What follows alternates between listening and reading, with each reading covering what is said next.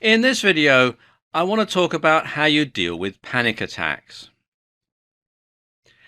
Now, just about everyone experiences some level of anxiety at some point in their lives. It's perfectly normal and perfectly natural.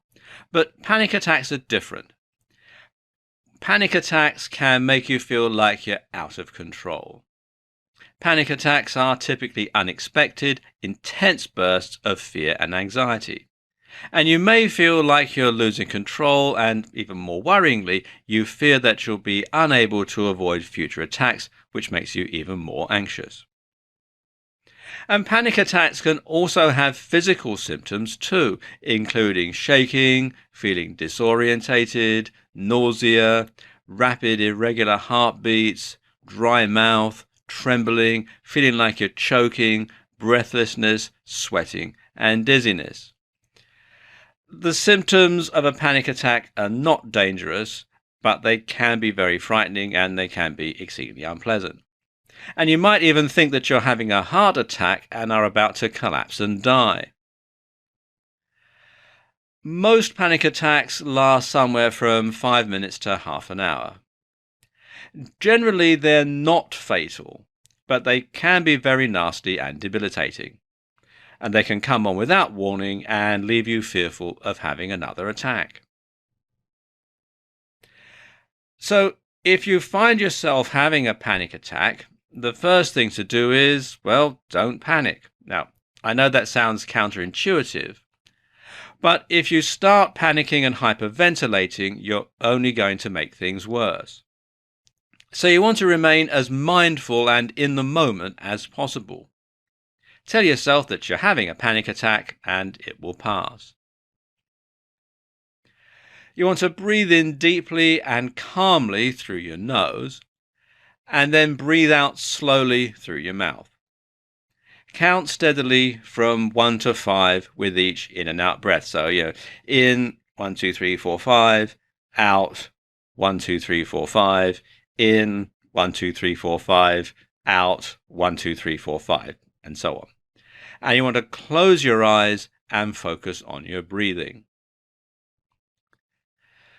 Panic attacks are a reaction to the fight or flight mechanism that we inherited from our caveman ancestors.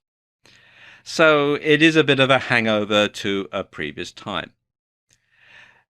And in the caveman days, our caveman ancestors would either fight the woolly mammoth or they would run away from the saber-toothed tiger, usually the latter. That's where a lot of panic attacks come from. It's fear of imminent danger or imminent perceived danger. So even though it is the fight or flight mechanism, nevertheless, it's best not to completely remove yourself from the situation that's caused the panic attack. You want to stand your ground and fight your fears. Unless, of course, the situation is obviously a dangerous one. So if you're having a panic attack because your house is on fire, then obviously you want to get out as quickly as possible.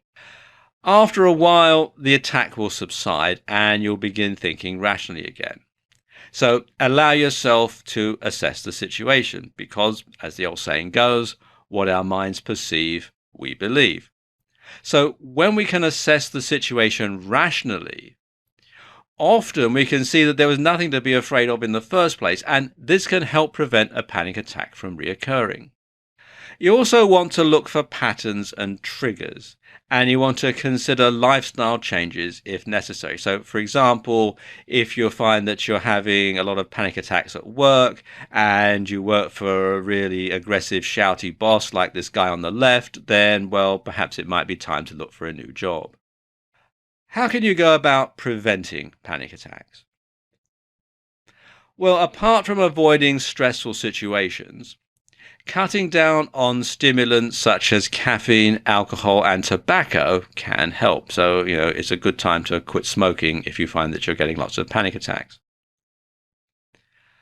Cognitive behavioral therapy, otherwise known as CBT, can also help. Now, this is a psychological treatment that reprograms your brain and helps to avoid future panic attacks. Your doctor or other healthcare professionals should be able to advise you on this. If you feel constantly stressed and anxious, particularly about when your next panic attack may be, you may be suffering from panic disorder. People with panic disorder often avoid situations that could cause a panic attack. Often, they develop a fear of going outside the safety of their home, technically known as agoraphobia, and they avoid public spaces and tend to become isolated and withdrawn. This often increases anxiety levels and increases the chances of having a panic attack when they do go out, and so in some ways it becomes a self-fulfilling prophecy. Again, if you feel that you may be suffering from panic disorder, you should speak to your doctor without delay. Now, what if you're with someone who's having a panic attack? What should you do?